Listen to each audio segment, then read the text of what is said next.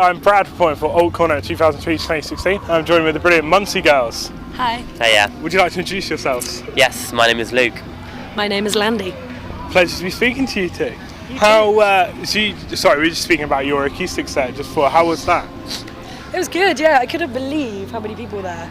Like, I really thought that it'd be like 20 people. Is just it in sort the of, like, forest? chilling out. Yeah. Oh, it's really cool, isn't like, it? Cool, isn't it? Yeah. Front to back was absolutely packed, and I was bricking it. I was so scared, but I got into it after a couple of songs. Yeah. Also, when I finished, this tiny little boy, this big, came up to the stage and put his hand out to shake my hand, and I was just like, oh, I nearly like died on top of him, squished him. That is amazing. Yeah, it was nice.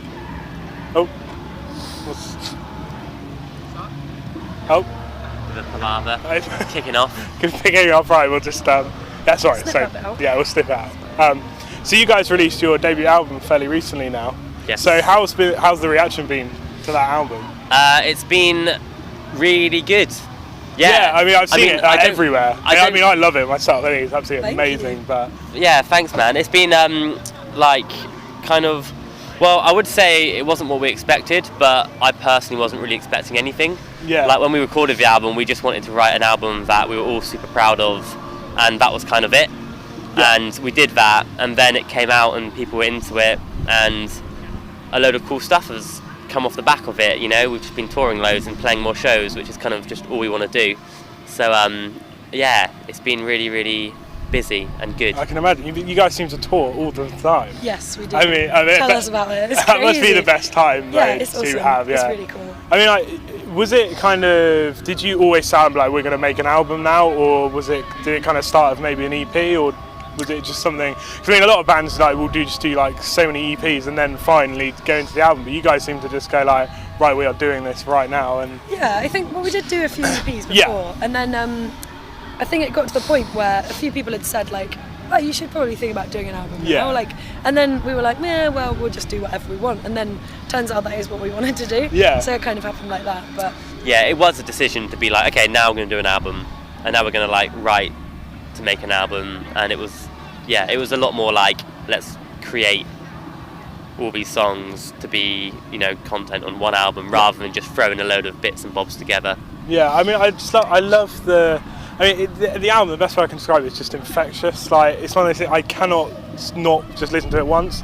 I always have to keep playing it over and over again, and like, you know, and I keep finding like different songs that like become my favourite songs on the album. I find it really addictive as well. It's a really, really good listen, and what I like about it is it sounds so fresh. I think because a lot of we listen to a lot of music, obviously with Old Corner, and I don't know, just the sound and just the general kind of like format of your songs, and like I think the lyrical kind of nature as well is such a fresh kind of outlook on everything, and I just really enjoy it. So cool. The lyrical kind of side of the album, what influences you to like write your songs? Is it personal kind of experiences, or? Yeah, I think lyrically is like everything's like based on a personal view of different things, but there's no kind of like, I don't really think there's like a running theme. It's just whatever I'm kind of thinking at the time, I guess. So that's why some of it's political and some of it's personal.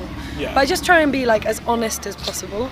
So like I avoid like writing things because they sound good, like they should be in a song. So it's kind of like not necessarily trying to avoid cliches, just trying to avoid writing lyrics for the sake of it.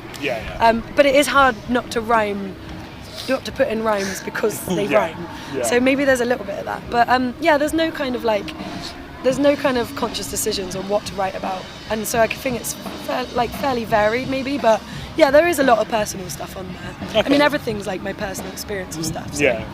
I also think if you're going to write a set of songs in a period of time, whether it be like a few months or a year or 2 years, if you're all writing them, you know, in that one time, whether you're doing it to have a theme or not, you know, it's going to have some sort of consistency in it, right? Because you're writing it in that moment of your life. Yeah. So you're writing about what's going on around you, so it's going to have some... I suppose it has to mean something to you as well. Yeah, exactly. You know? So that's pretty cool. So what is it like to play festivals like 2000 Trees and stuff like that? I mean, that must be we haven't played it yet. Yeah. Well, I know, but you know, in a few hours. But you played the acoustic set, but you know, yeah. To just be announced for a festival like this must be amazing for you. It's cool. Like, we've done a bunch of festivals this year, and they've been pretty varied. Yeah. But like, I know it's cool. Like festivals are really fun because you see so many friends and friends bands that are like doing it. You know, bands you've toured with that, you know, this is the one time or a few times of the year where everyone's in one place.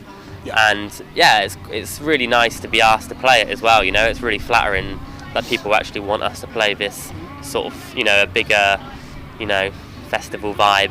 Yeah. And well, I mean, it's fully deserved. I mean, you guys definitely deserve to be here. Yeah. So, I mean, like, you know, it's fantastic. But I mean, it's great. Yeah. It's so much fun as well. Yeah. And also we know that like, because we play so many shows and like, all of them like vary quite a lot, but there's nothing is as different as coming to a festival because it's like weird, like outdoor grass everywhere. Yeah. Seeing loads of people and meeting new people, and like the sheer amount of people here is just so different to a gig that's like at a venue. So yeah, it's like I find them really exciting. Yeah. I mean, what I love about 2000 Trees is it just seems to be the perfect festival for kind of emerging bands. I mean, like, you know, we've seen, like last year we saw, and this year as well, I mean, like, we've seen so many just amazing acts. And you're just like, it's almost like the festival that if like your band are really going places, you play 2000 Trees and then, you know, sky's the limit, I suppose. It definitely seems like one of those festivals. I mean, this is our first time here. Yeah. But just from like being here today, it seems like if I wasn't playing, I'm considering coming next year just to hang out. Yeah. Because like I'm not a massive fan of festivals. I was saying this earlier when we were coming in, but like this sort of size where you've still got like these big bands and like great lineup, but it's not a massive corporate event. You know, there's still like reasonable price drinks, reasonable price food, and it's still small enough to like, you know, bump into friends and like walk around the whole site.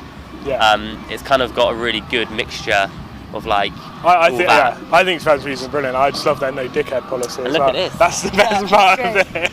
Yeah, great scenery as well. Yeah, go for a dip in a minute. Yeah. Hay fever's kicking off, but apart from that. So you guys obviously are really indulged in kind of the UK scene at the moment. So for upcoming bands or whatever trying to like make a start and stuff, is there any advice that you would give to them? Because I know we have a lot of kind of, you know, really just started bands who, you know, read and contribute to our website. So buy a sat nav. Yeah, get a sat nav is a good one. I think the main thing I would say is don't take your band very seriously, and also realise that there are so many bands that will always be better than you. There might be some bands that are worse than you, but that doesn't matter. Like, you're always going to be like this kind of like band that a few people care about, but most people don't care about or won't ever hear you. And like as soon as you realise that, and whatever you get to do is like super great that you're even doing it, and you're not stuck in a day job like everyone else has to do, just realise how lucky you are. So just appreciate everything as it comes, and also just play as many shows as possible. Don't ever think that like something's like not good enough or whatever. Just like roll with it. Yeah, floor shows, anything. And just like be really nice to people, because people aren't gonna help you out, or you're not gonna make many friends if you're kind of thinking that you're a big deal. So I think just like just take it easy and not expect too much from it. Yeah, and I think like the moment you stop enjoying playing shows, stop being in a band. Because there's no point. You know, if you're not going to enjoy it now, you're not going to enjoy it if you're playing like bigger shows later down the line. Like if you're not having fun, then there's literally no point at all. So just like enjoy it. Good advice. So lastly, what are you guys up to for the rest of the year? Well, after 2000 Trees, I suppose. We're just doing a couple shows with Moose Blood at the moment around the festival, and then we're going to Europe. Yeah, we're doing week. Some shows with the Smith Street Band. Oh wow! Really so we're going to Amsterdam and Belgium. And we're also doing like a lady fest in Germany, which I'm really excited for. Yeah, that sounds really then after that, we have September off. Well, before that. Before that? We're going to France for 2 weeks with Gorilla yeah. Poubelle. Sorry, Nice. Totally. And then we're touring down to like Slovenia for Punk Rock Holiday. Wow. Okay, actually I can't wait for that. That's going to be brilliant. Brilliant. So you're going to be quite busy then? Yeah, and then we've got a headlining tour in the UK in November/December. Awesome. Well, I'll have to make sure I get down for that one then. Thanks so much for speaking to us today. Cool, it's been thank you. Pleasure. Cheers. Thank you very much. Cheers. Bye. Cheers.